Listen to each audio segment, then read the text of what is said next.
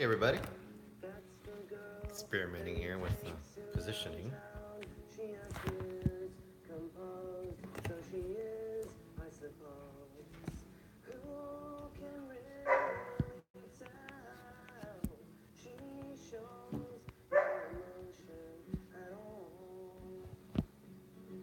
It ain't working too well, is it?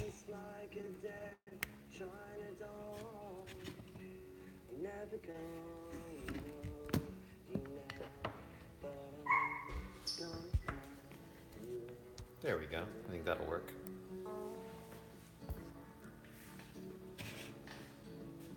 Who's out there?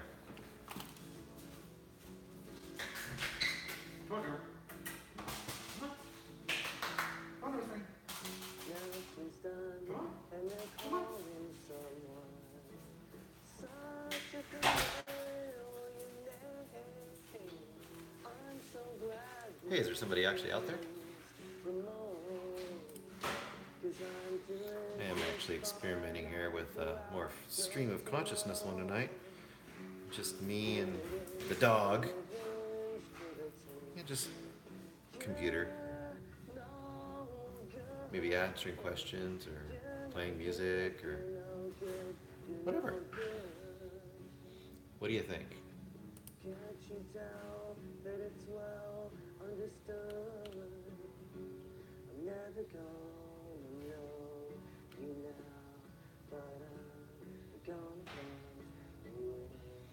Can you hear music right now? I'm testing.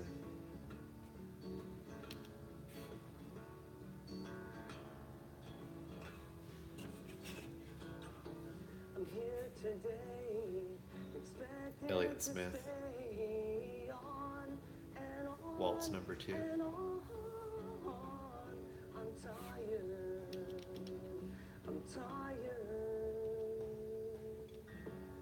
Looking out on the substitute scene.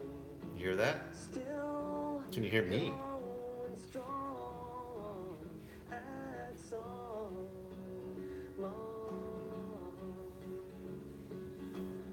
It's okay, it's alright, nothing's wrong. Don't Mr. Man cool. So what's up out there? One person? It's just you and me. It's just you and me. It's like my dinner with Andre.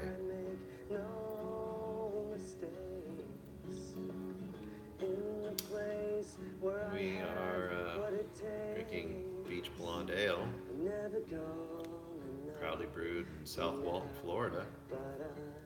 Wayne's World. We're listening to Bohemian Rhapsody with the kids in the car earlier today.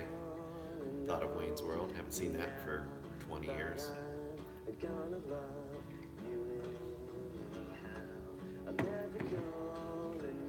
So Elliott Smith, we got to see him a bunch of times before he died. Saw Elliott Smith play at the Crocodile like on a Wednesday night for about 50 people. Half people were just talking in the back, and the other half people were actually watching it.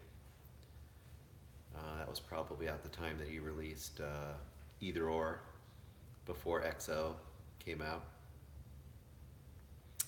and before Figure 8 for sure. And I think he played with the band Quasi.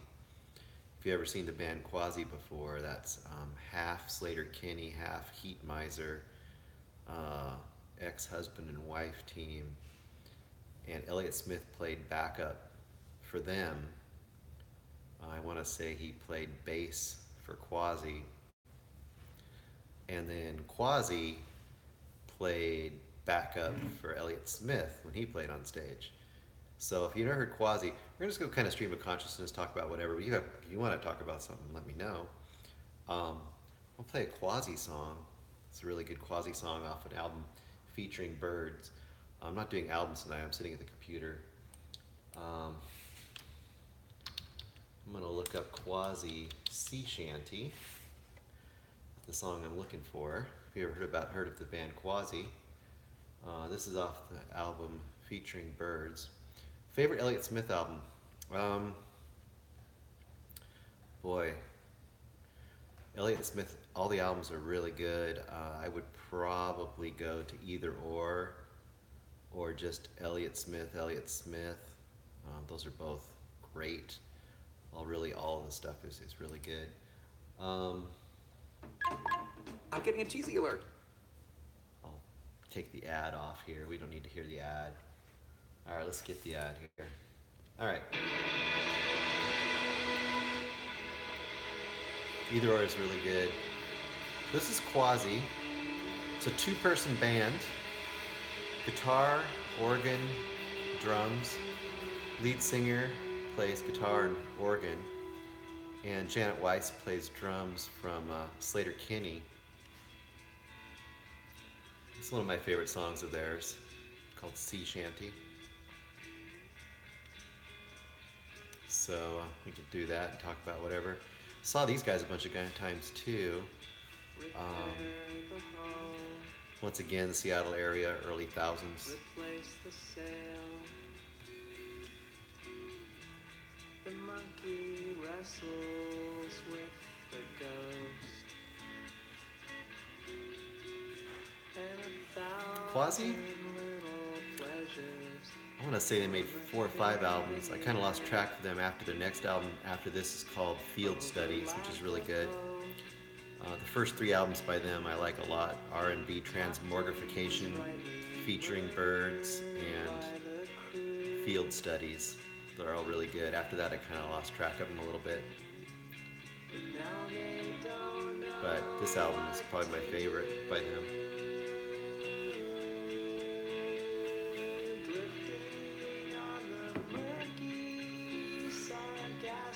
I think my brother and I, we talked a lot about like punk rock in the early 80s, mid 80s, early 90s era, but we also did a lot of band stuff, or watched a lot of bands at least. John played in a lot of bands in the early thousands, so this is late 90s, early thousands era.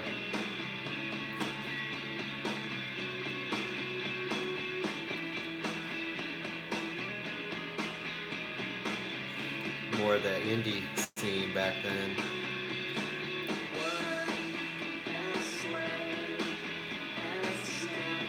I like the harmonies that they do.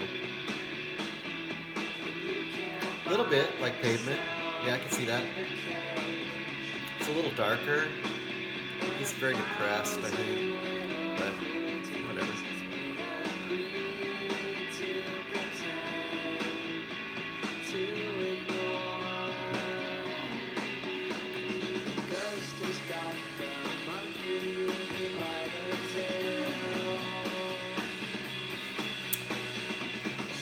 But hey, whatever you guys want to talk about.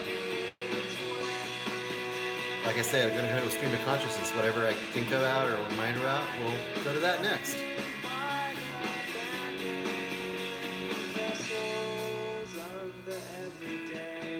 Another band back then that we really got into early on was Grandaddy. I don't know if you guys got into Grandaddy at all.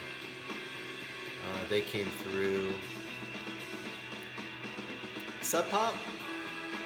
It just depends. Sub Pop's released so much stuff. I didn't really keep track of a lot of it, especially in the '90s.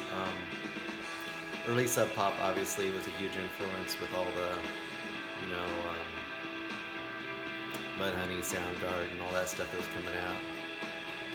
A lot of that stuff was really good, but I was more into the early mid '80s. Kind of the Melvins and all that kind of stuff was more my deal.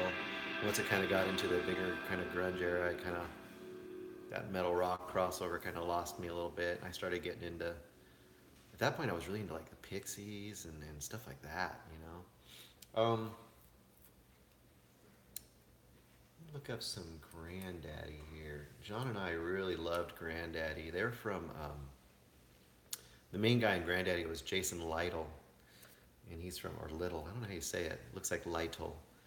And he's from, I want to say Bakersfield or Stockton or something down in California. And he's a skateboarder. And Grandaddy kind of had some hits in Europe. They tried to make a little bit of a deal in America, and I remember we saw the last show that I saw of Elliott Smith was when he actually got hooked up with an MTV tour. It was when he was doing Figure Eight. He was kind of on his downslide, and Grandaddy opened for them.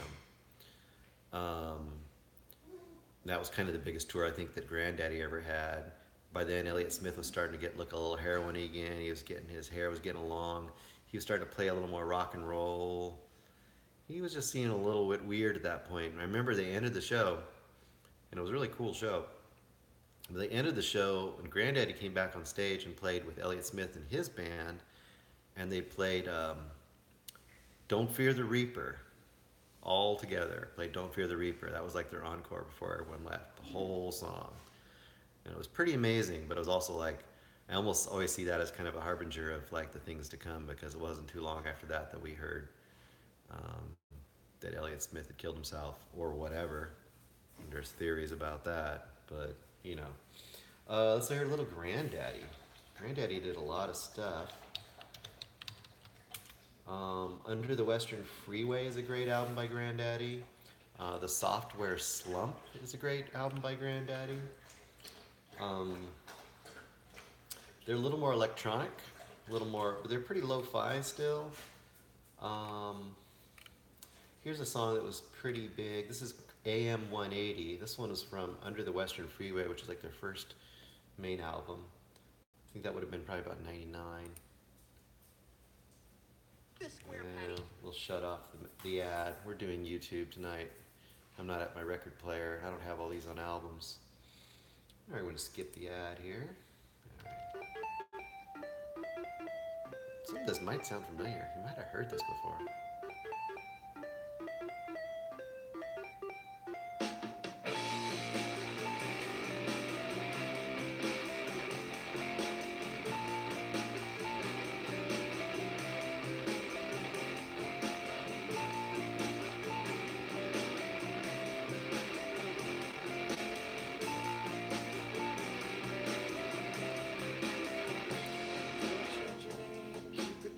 Sorry if you guys said anything, I didn't see it.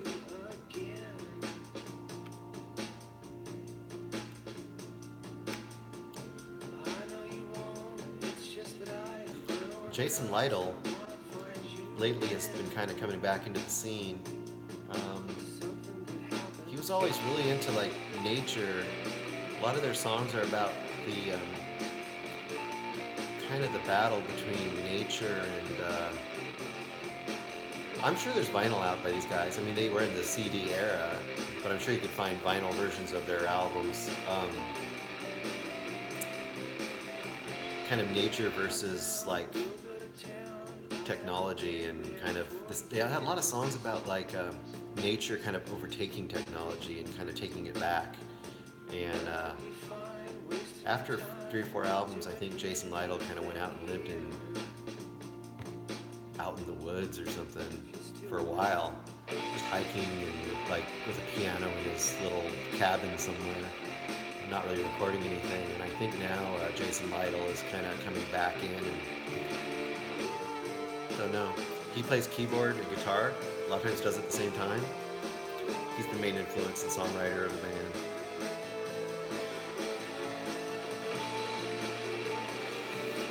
In this era, John and I were going to a lot of shows. I have listened to the Cows. Yeah, I saw, I want to say back in about 90 maybe, 91. The Melvins came, and I think the Cows opened for the Melvins when I was going to school in Bellingham. And that was one of the times that, like every 10 years, I see Buzz, and Buzz is like, "Hey, Bruce, how's it going, man?" We just pass each other, and that's about it. If you look in my YouTube, you'll see we have an interview I did about 5-6 years ago with them. But the Cows opened. Cows were like really noisy and really crazy and weird. They're good though. I remember they were pretty trippy.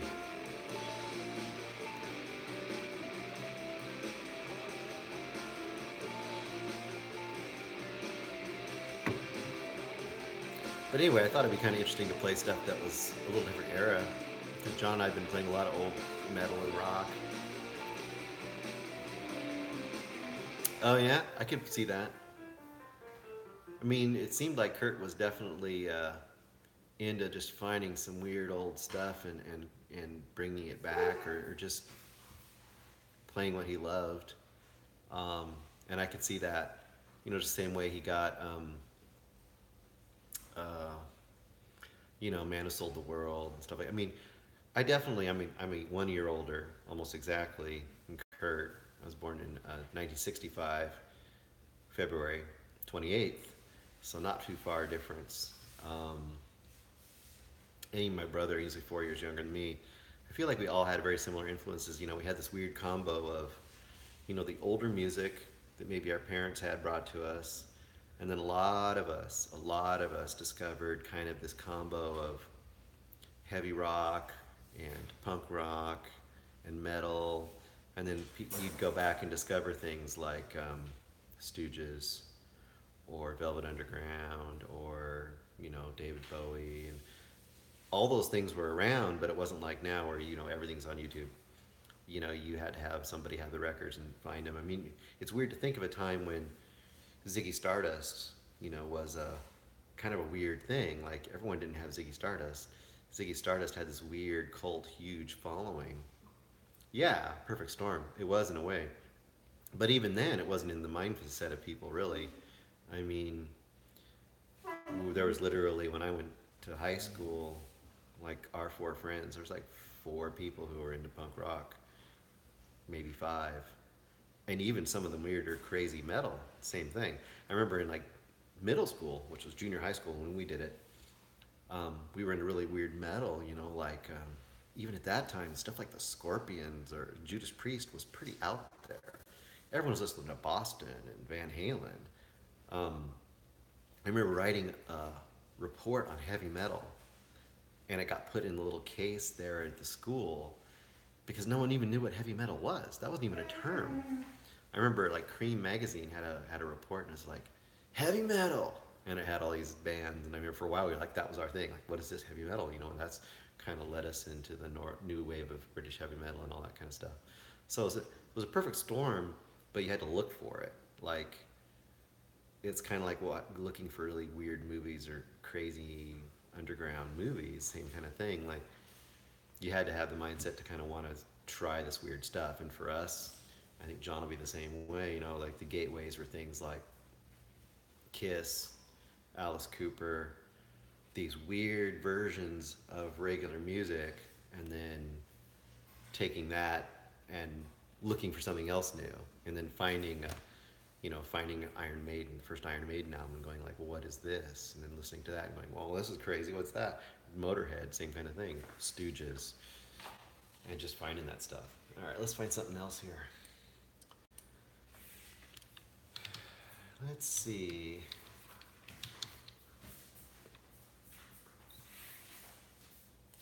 So, Jeremy Enoch. Who knows Jeremy Enoch out there? I'm trying to think of like another guy from like the 90s and early 2000s.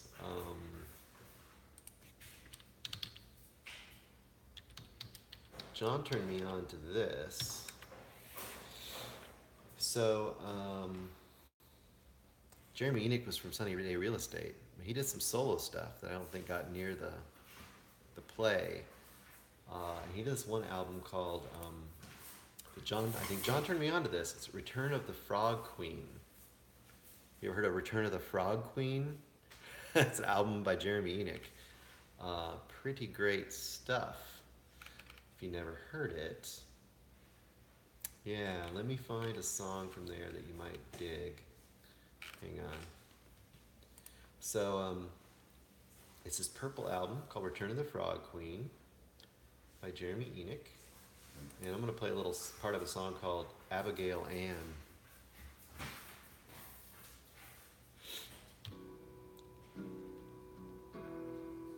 To me, this is almost like, I don't know what you describe this stuff as. It's almost like psychotic folk.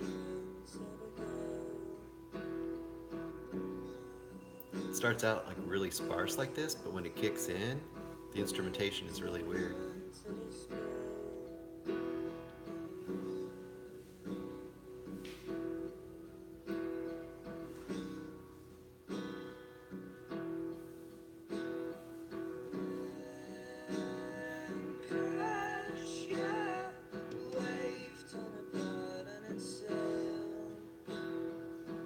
Before Black Sabbath?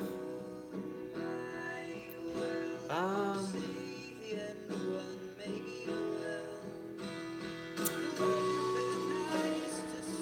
well, I mean, Black Sabbath really definitely stands as like one of the first like true metal bands. I mean, people always bring up like Led Zeppelin, and sure you can pick up like really early garage bands, like even things like the Sonics and stuff like that, like The Witch.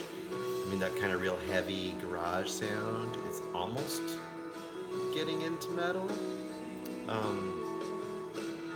And they get other bands that I think. See, I feel like, yeah, I mean, Judas Priest, or even Judas Priest for sure, did something a little different. I mean, they really hit that kind of neo, full-on metal. I mean, they brought in the leather and the studs and all that stuff by the mid to late 70s, which really wasn't there. Sabbath had the doom and the dirge, you know. A couple other bands I think you could bring up would be like UFO, if you know UFO. I'm not sure if you're aware of that band from Germany. Schenker, one of the guys that ends up, one of the brothers that's in Scorpions, is also one of that brothers is in UFO. And I always thought UFO was the band that, one of the bands that, hang on, I'm going to pause this really quick. I'm having trouble here again. Favorite Sabbath albums? Well, I think Master of Reality. Into the Void on Master of Reality, the riff on that has always been one of my favorite Sabbaths. I mean, Paranoid obviously is great, but Master of Reality, I think, is prime early Sabbath. And then actually the Dio Sabbath, Heaven and Hell, is pretty great. I mean, it's different. It's not really Black Sabbath. It's more like a really heavy Dio album. Volume 4 is really good. Snowblind and stuff on there is really good. So UFO. I always thought Spinal Tap was a little bit of UFO. If you haven't heard UFO, you need to check out some UFO. So we're going to find a UFO song while we're here. We're going to do a song called UFO. Oh, Master Reality, you got to check. I'll play a little Master Reality.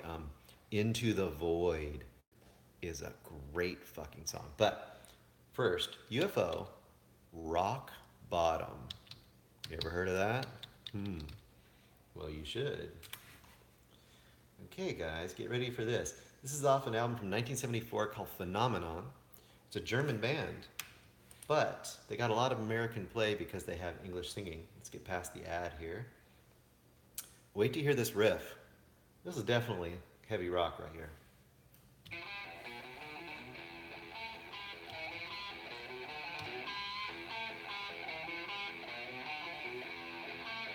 (1974).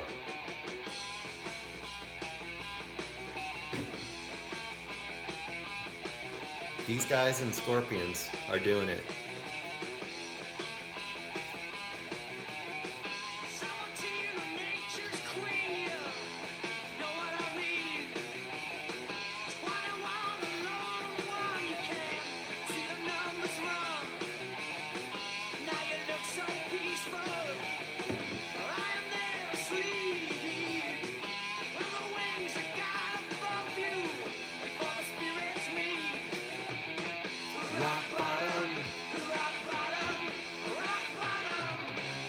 Right? The first 4 or 5 albums by UFO, pretty good. They got some good rock. I mean, listen to that riff.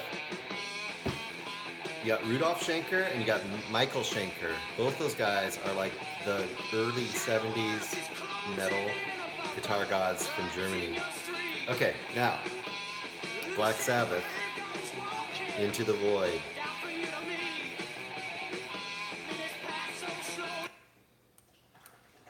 By UFO. That I don't know. The singer I think might have been British. I forget who the guy's name was, but he might have been British. Not like Klaus Meine, who's in Scorpions. You can definitely kind of hear the German going on with that guy. Um, or if you get the guy, I forget the name of the guy, Udo or whatever his name is from Accept, you can definitely hear his German going on. I think they might have had an English guy singing for UFO because they were trying to get, I think, crossover appeal. Um, so Black Sabbath, Into the Void. This is from Master of Reality. It's a pretty long song, but the riff.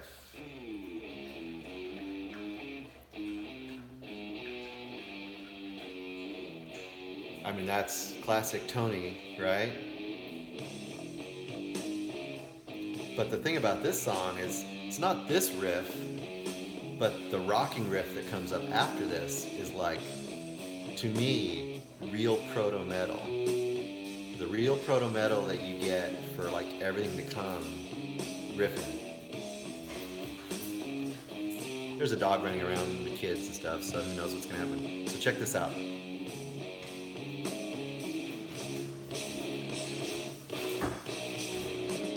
It's about to cut in.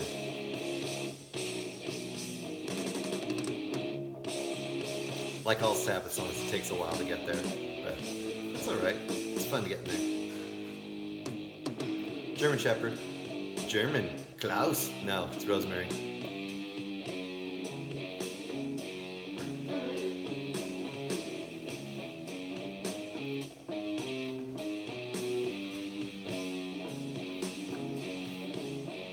Not grunge. Sabbath. Listen to this. Listen to that riff.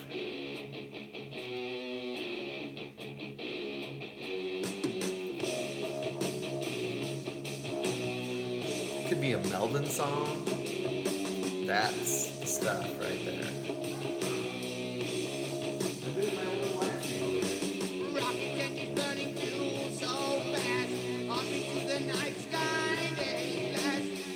Yeah, listen to that. Master of Reality.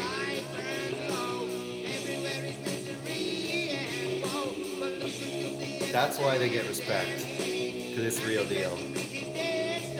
Yeah, right? We had Corrosion of Conformity cassette tape that they sent us way back when. It's one of those things where I think we sent for something else and then they sent us that instead. Because that would happen a lot. You just send like $5 off to somebody and they'd send you back whatever. They were out of their old one and they'd send you their new one.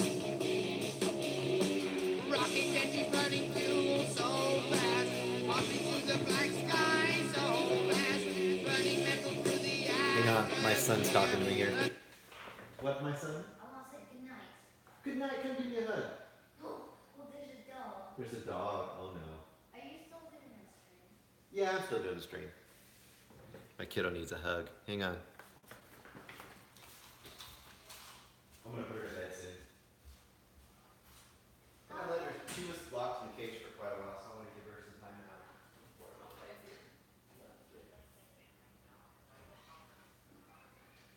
Hello, everyone.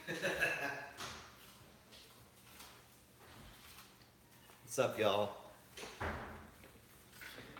Yeah, gotta give the kid a hug, you know. Gotta love the kiddos.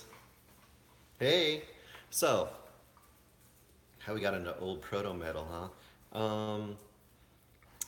What is other good proto metal? Let's see. We talked about Sabbath. We talked about UFO. We talked about Scorpions. Of course, Scorpions. Judas Priest. There's got to be some stuff that's not coming to my head. I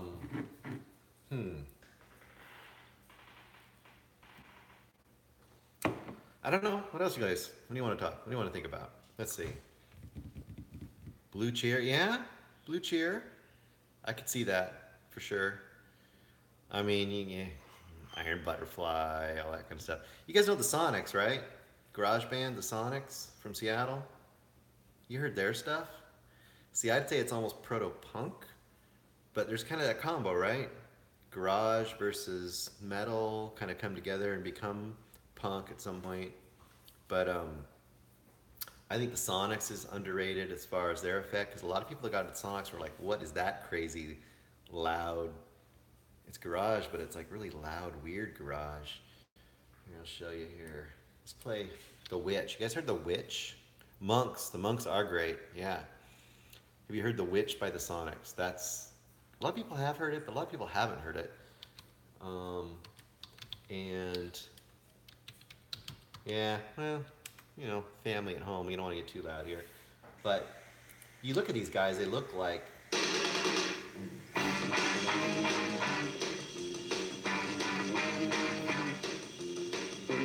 just sounds like, but the vocals are what kick it out. Listen to the vocals coming in here.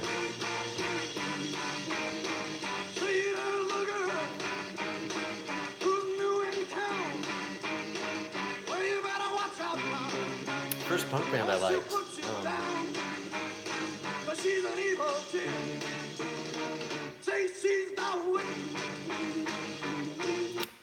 First punk band. You know, our friend had this tape he played, had a bunch of stuff. We liked a lot of it. I mean, it had, you know, Sex Pistols, and it had Black Flag, which we liked. One of the first bands, though, that a lot of people don't get a credit to that we really liked and was really heavy was Killing Joke's first album. I don't know if you know Killing Joke's first album. The second album had the song The 80s, which a lot of people heard. The first album had a couple really heavy tracks called The Weight, War Dance. I'll play a little War Dance. Have you ever heard War Dance by Killing Joke? That's something that got our attention. This is like 1980, I believe. And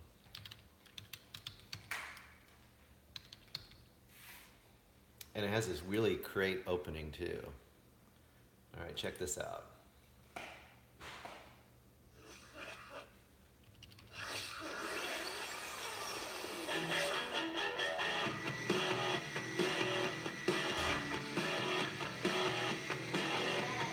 Yeah.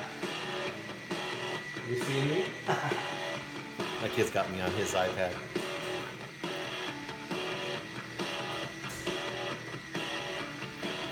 It's got kind of that pre-industrial sound, way before there's anything industrial at all.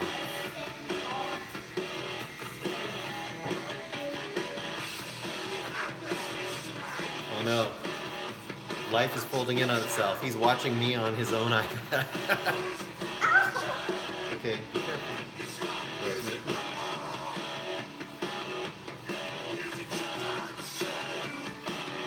Yeah, Esther Eyes and Nutty Boughton. There was nothing really like this at this time. This is like 1980.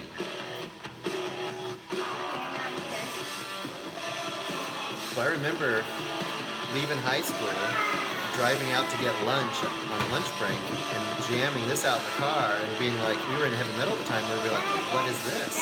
This is so loud. I'll hold her. Run. Go for it. Our dog is being rowdy.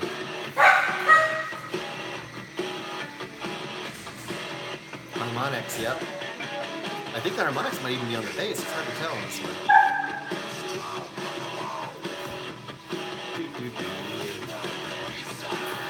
Yeah, for 80, this is weird. And after this, they went a lot more kind of traditional 80s, a little less heavy. This was very heavy and weird for the time. But you gotta remember, this was after punk had already been around in England, so there was still influence. I mean, you had all the big punk bands already by then. You had The Clash. Hey, what's up, kid? How you doing? Good. Other kids here. Yeah. Alex wants me on live stream. You can get on there if he wants to.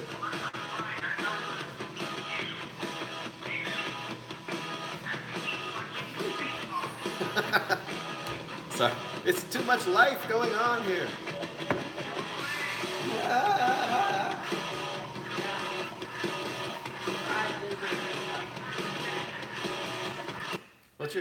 What's your problem, son? I'm a good agent. You're not a good agent? No, I'm not. I killed 30 innocent people. My oldest son is talking to his friend from Lake Stevens on the phone on the other side. The digital age, yes. And our dog is eating us. Our German Shepherd is eating our faces. Come here, German Shepherd. Come here, Rosemary. Come here. Come here, girl. Stick your face up. Come here, girl. Rosemary, come here. Don't jump on her, my son. Oh, boy.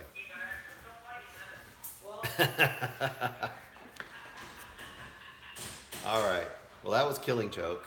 That would be one of the first bands I liked. So, hello everyone. 1976, Australian punk. You know the Saints? The Saints is my favorite early Australian punk band. Do you guys know those guys? Yeah, the Saints, they have two really good albums. I think my favorite is their second album.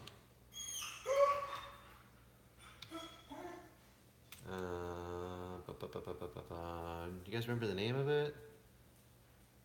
The Sins. Yeah, I do remember the Sin. I remember Sin 34 as well, but the Sins. That's. I may not know the Sins. Hey. Dog's having trouble here. Hang on. What are you doing, girl? What you getting into over here? Uh-oh. We have a doggy being bad here. Hang on. Hey, Daniel. Daniel. The dog's got his lunchbox. We gotta chase it down.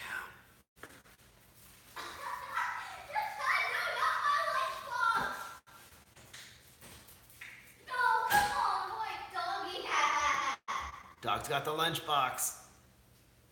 Okay. Okay, put this on. This side. I can see. Daniel, you're not helping. Me and my friend will be filling in as he works. Getting some stuff back from the dog. If you want to see what's going on, here, I'll show you. Don't move it in. Okay, I won't show you. Just imagine a dog running in circles with a lunchbox. Okay? Oh, that's pretty scary. Oh, well, now I have to help. I'll be back in a second, folks. Come here. Okay, I got it. Okay. Back. I'm hearing the most things. Well, bye. I'll see you later, fans. All right, The Saints, Eternally Yours. That would be the album that I really like. They have an album before that, I think, called Stranded or something like that. But Eternally Yours is great.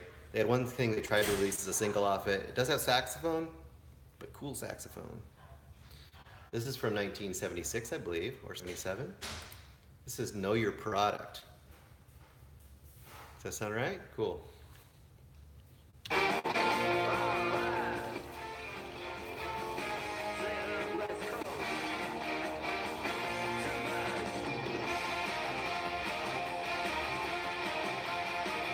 This is like the version of Satisfaction, kind of.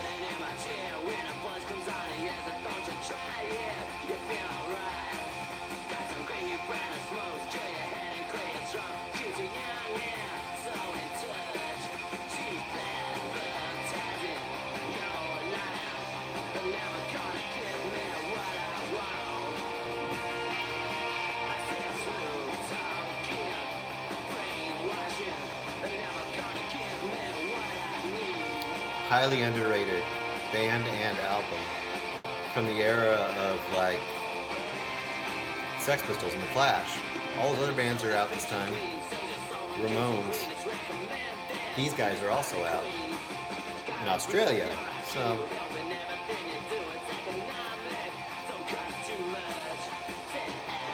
and you got to figure there's really no. Yeah, saxophone's awesome in this song, isn't it? Yep. For my money, at this time period, this album is great. Underrated. Dead Boys gets a lot of, should have got more play. The Dead Boys, especially Young, Loud, and Snotty. That album is great. Um, Sax is killer, right? Sonic Producer, yep. Um, Wire, Pink Flag. If you never heard Wire, Pink Flag, it's a great, great album.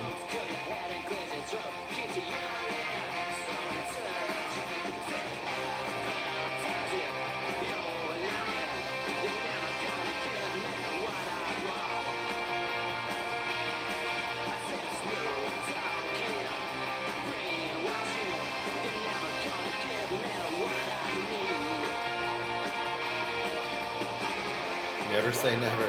Yeah. Never say never.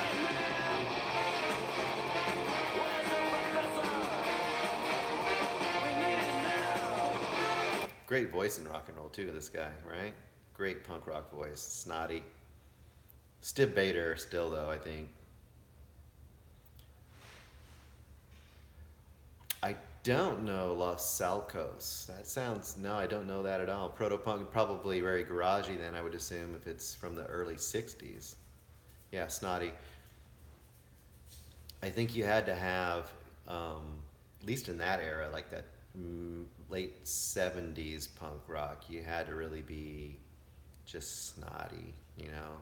That's where you get the, I mean, you got to give Johnny Rotten some credit for that, but even though they were kind of the monkeys of punk rock kind of put together, no, but the Saints, Dead Boys, some of those bands were great.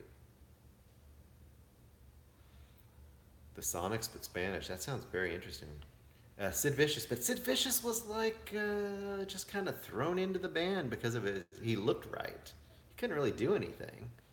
He was the he was the dressed up to be made punk guy. Um, they tried to package him. The whole idea was they were packaging Malcolm McLaren, you know, kind of being the brainchild of the Sex Pistols. Not a very good anything. Yeah, a punk rock mascot, exactly. It's almost like they you know made him as the image of what punk rock should be, and then everyone said like, "Yep, that's it."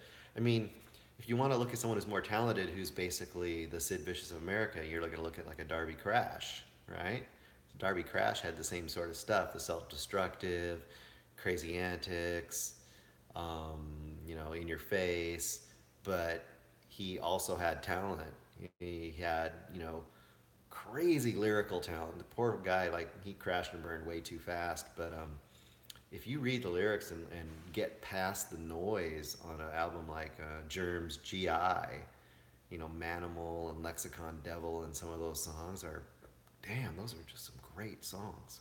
Great songs. Um, Another, you want a seminal album, it was like produced by Joan Jett, supposedly. The reports are that maybe Joan Jett just slept in the back so they could slap her name on it and call it Joan Jett produced. Um, but I would say, you know, look for Germs GI. I mean, you can't do much better than that for a great early album. You know, What We Do Is Secret, yeah. I have that, I think that 12 inch, I bought that in San Diego. We used to always have our dad take us to, you know, record stores. We'd earn money, you know, mowing lawns or whatever, and dad take us to the record store and leave us there for 3 hours. And we'd go down to visit my grandma in San Diego. And by the time we were in punk rock, we went down to visit her and say, Dad, you know, we looked up in the phone book, because he didn't have a computer, right? Look up at the phone book, where's the record store? Dad, here's the record store. Get out the map, you know, fold it out, map it out. Okay, Dad, there's the record store. That's the one we want to go to. Drop us there for 3 hours. And, you know, we had 20 bucks in our pocket or whatever it was. And I remember specifically we went to this record store in San Diego. And we were there, like, looked and looked and looked and looked and looked. And I remember they were playing, it had to have been when the movie Cat People came out, the remake they made. So I remember hearing that song, you know, David Bowie's song, Putting Out Fire with Gasoline, which was later in a couple movies, but most notably it was in Inglourious Bastards. You know, see these eyes so red, I can see for 1,000 years. Thank you, you got to hear me sing, isn't that amazing? we were sitting there listening to that. We're looking through all the records, and I think I came up with "What We Do Is Secret" by the Germs, and I don't know what else we got that day, but we got some more records there. I might have got GI too. I think I got Adolescence, the first Adolescence album there, which is also spectacular. Punk rock, California punk rock through and through. Adolescence just says Adolescence. Great album. You can't go wrong. Um, yeah, if you look at the first Joan Jett's, or you look at Germs GI, I think it says produced by Joan Jett. Look at it. Look at the cover. It's on Slash Records, if I remember correctly. I think it says produced by Joan Jett. That's what I remember. Just the same way Rick Ocasek produced Rock for Light by Bad Brains. So look up Rock for Light on Bad Brains. Rick Ocasek produced it. And I think Rick Ocasek also produced the Blue album by Weezer. So Rick Ocasek had his hand in some pretty classic first albums by some bands. We think on that same trip, or maybe the trip afterwards down to yeah, Rock for Light's pretty great. We also went and saw Descendants play down in San Diego with somebody else. John will probably remember. I remember talking to Milo for a while down there because I was really into Milo Goes to College, and that was when that was out. You think it's overshadowed by Eye Against Eye, Rock for Light? Really? I don't know about that. Eye Against Eye is pretty great, but that's kind of when they're getting into their metal punk hybrid. I think that Rock for Light gets a little overshadowed because it's a little more produced version of stuff that was already out on the ROIR, or however you say that, cassette tape.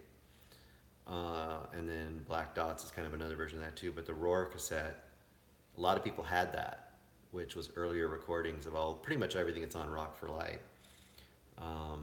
And I think it's a little raw or a little faster sounding recording, so it's a little better production, I think. Rick Ocasek is good, but it's a little more polished. But it's still great. I mean, you can't really go wrong with Bad Brains, especially in those early years. I mean, Bad Brains are reliable. We first heard them on, yeah, right, a little more melodic. Punk rock and ska, like Rancid, Sublime, not really my thing. Rock, yeah, I don't really like ska that much. It's not my thing. None of those bands really do it for me. Rancid, nah, not really my thing at all. Favorite Black Flag singer is the same, I think, as John's. It's the one on Jealous Again, which I think is Chavo, or Des Cadena on Six Pack. But Chavo, if you listen to Jealous Again, we'll listen to a little bit of it by Black Flag.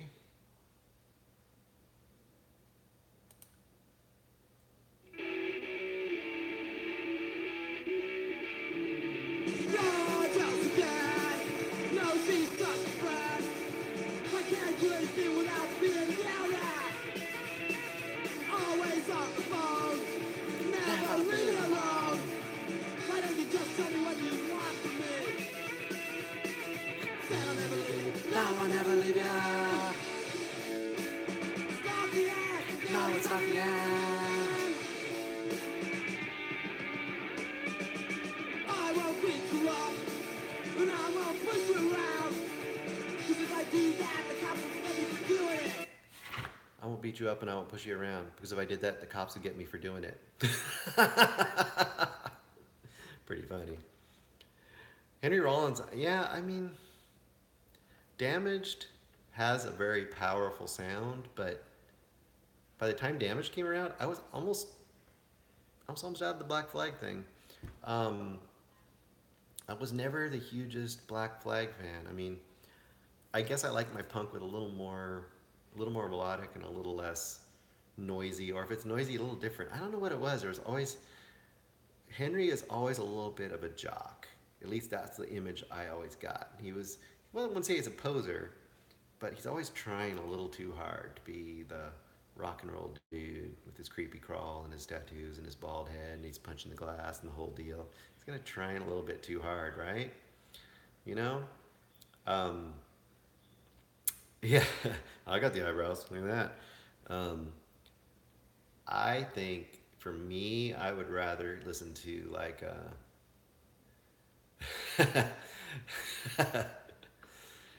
I would rather do like Bad Religion's "How Could Hell Be Any Worse," from that era.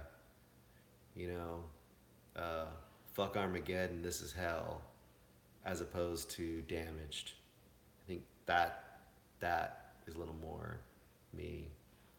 Um, Yeah, Black Flag was. I mean, I had to give Black Flag credit. They were always original. They were different than a lot of the other stuff. They never really tried to stay in the mold. Some bands just to stay in the mold. They were different all the way along, but it just didn't capture my ear. I mean, by the time Black Flag was kind of progressing on, I was listening to other bands. A lot of other bands were out by then that I liked more than Black Flag. But I know some people just dug them the most. And Black Flag, they had the marketing.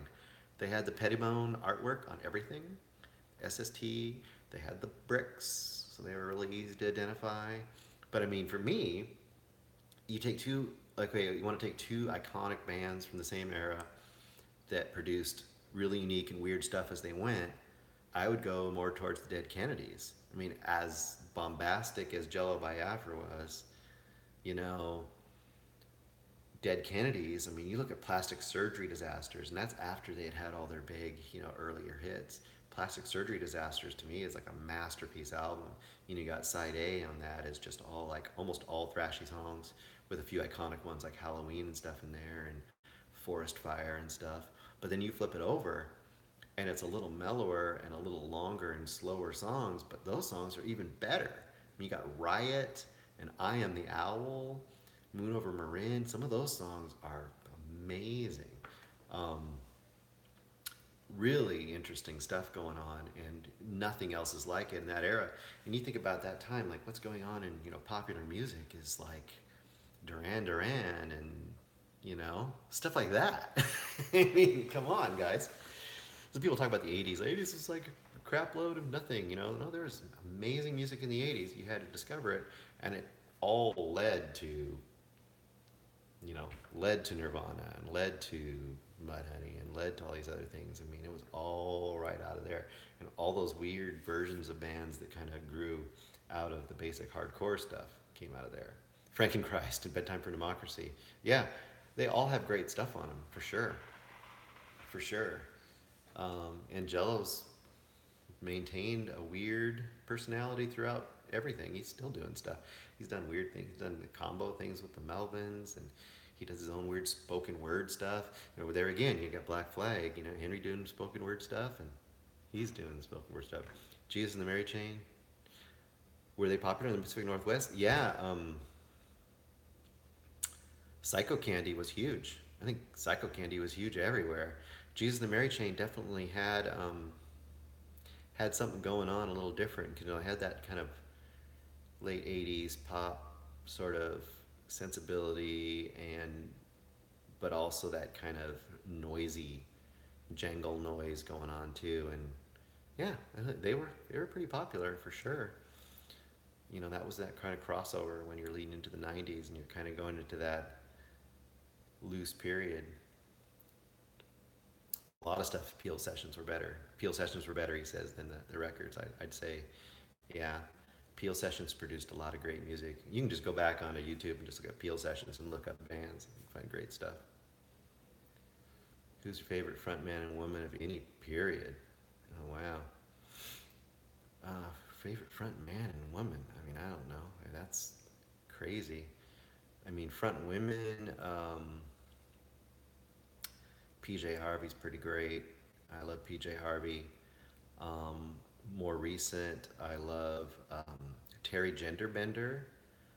If you ever heard her from La Butcherettes, amazing. She's really good. Um,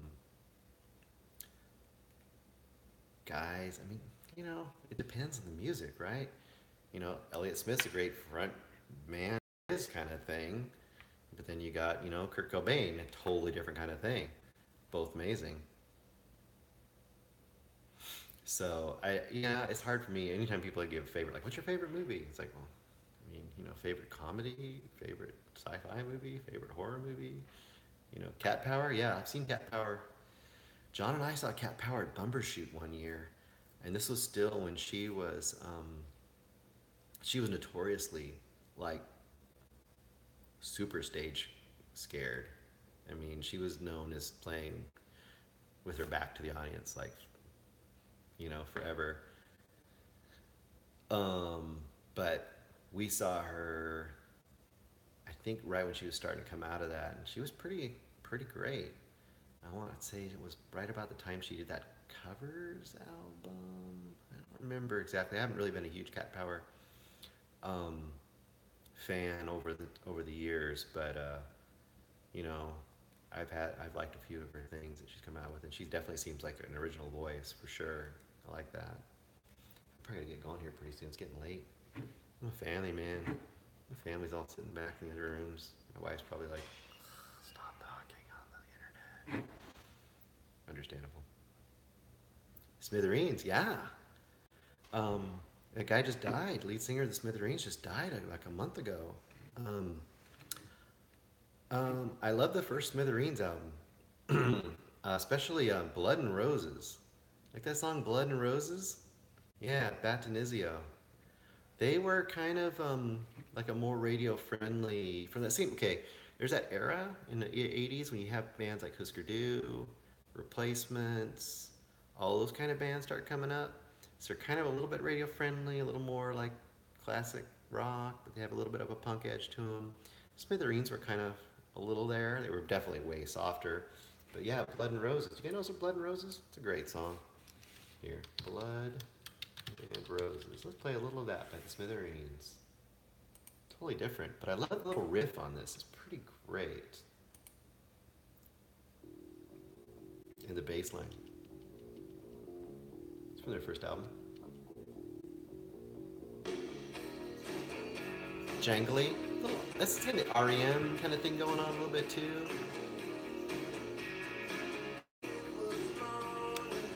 It's mellow. It's good.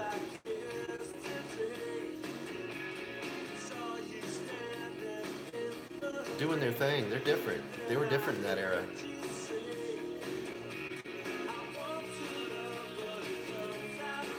I mean, that's solid songwriting.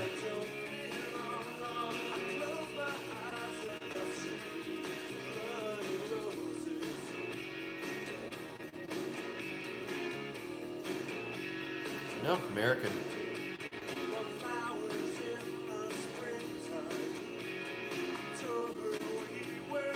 Yeah, they're just good classic rock and roll. They were definitely stuck out as a little different in that era because they weren't that real hair band kind of thing.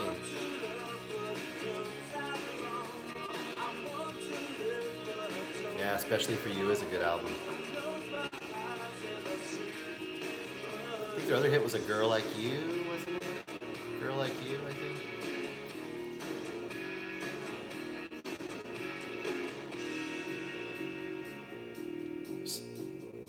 Just that's solid right there.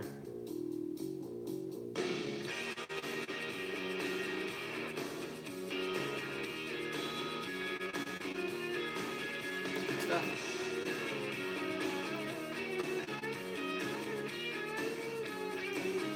Looks like he's playing a Rickenbacker guitar. Always like a Rickenbacker guitar for that kind of jangly thing. Speaking of Rickenbacker guitars, I had a Rickenbacker guitar amp. Weird, right? You always hear Rickenbacker basses and Rickenbacker bass amps. I've never seen a Rickenbacker guitar amp, but I had one. Um, yeah, garbage. I don't mind garbage. Garbage is decent. Um, but you want to talk about great. Just right, I thought it was the cult of Elliott Smith. We're talking about Elliott Smith. We started out with Elliott Smith. Somehow we ended up down in punk rock and metal, and then came back to Smithereens and '80s punk rock, and love Elliott Smith. Elliott Smith. Someone just mentioned Elliott Smith. That's why I get distracted. See a little bit crazy there. Elliott Smith was pretty awesome. That is for sure. God, man, something you can't get about Elliott Smith. I know we kind of I'm all over the place, but you hear his albums, which are really good, really well produced, but you can't picture that he actually sounded better live. I think. I mean, his guitar playing was amazingly intricate, and his singing was just as good as you hear on the albums. And he really had a habit of, I mean, he played really well. He had a habit of just, when you played live, he'd be playing a song, and if it just kind of failed halfway through, he'd just stop and go, yeah, that isn't working. And you'd be like, what? It was great. And he'd just like stop halfway through. Or he'd stop, start it again. Um, yeah, yeah, a lot of his songs would be really hard if you're trying to pick him the way he does. Um, he would also do things like, you'd have whole shows, earlier shows especially, before we saw him at bigger places. We'd see him like the Crocodile or someplace really small, like middle of the week, and he was still very underground, pretty much until Goodwill Hunting kind of blew him up.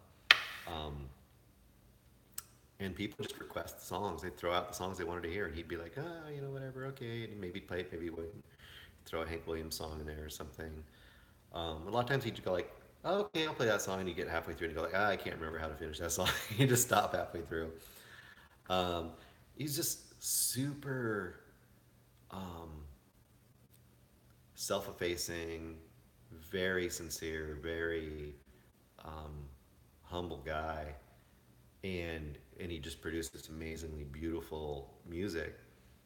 And then even after like the Oscars, which if you've never seen it, go back and look.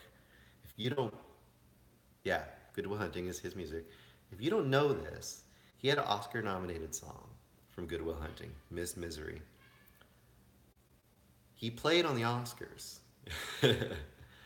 He was up against Celine Dion for that song from Titanic. Well, of course, he's not going to win against Celine Dion. They did this weird little medley where it was him, Celine Dion, and I forget who else it was, but there's like three performers. They kind of all did like half versions of their songs on the live Oscars. And if you go back and watch it, you can see it. He's wearing this white kind of wrinkled suit. He had to buy a suit for it because he didn't have a suit. I mean, he's some heroin junkie, ex-heroin junkie, singer-songwriter from Portland, Oregon. He doesn't have a suit. Barely has any money. Just knows Gus Van Sant, and Gus Van Sant throws his stuff into a movie because Gus Van Sant goes, he's got awesome music. So anyway, and he would go, and afterwards we'd go see him at shows, and people would be like, tell us about the Oscars, and he'd like say, oh yeah, it was okay. I was really nervous. I had a suit on. I mean, I played too fast, and he'd say stuff like, yeah, Celine was really nice. She held my hand, and we bowed together. He was just like, he was kind of like what you'd be like, like, wasn't that a trip? We played at the Oscars. How'd that happen? Okay, back to reality. I mean, obviously he had bigger demons, but it was definitely interesting to see somebody go before and after that kind of fame thing. And definitely had that weird, and John could probably talk about this because he and Kurt a lot better. I never really knew Kurt at all. I mean, even though I saw him play in the early days, I wasn't really knowing what was going to be happening. I was gone by the time that happened, but kind of knowing someone before when they're just like you, just playing at shows, and then knowing someone after. And we didn't really know Elliott Smith, but we went and saw him a lot of times. I mean, we saw him, God, we must have saw him, 8 or 9 times. John might have even saw him more times than that. And after shows, he'd just be standing around. You'd just go up and talk to him because there wasn't any people at the shows. And so before and after that kind of fame thing, it's interesting to see how people are. And he's definitely still just an everyday guy. But he had his demons, as did Kurt. So go to figure that out. Anyway, I probably did going. It's late. Thanks for hanging out, guys. We'll have to do this again sometime. And we'll do the jukebox with me and my son, because that's always fun.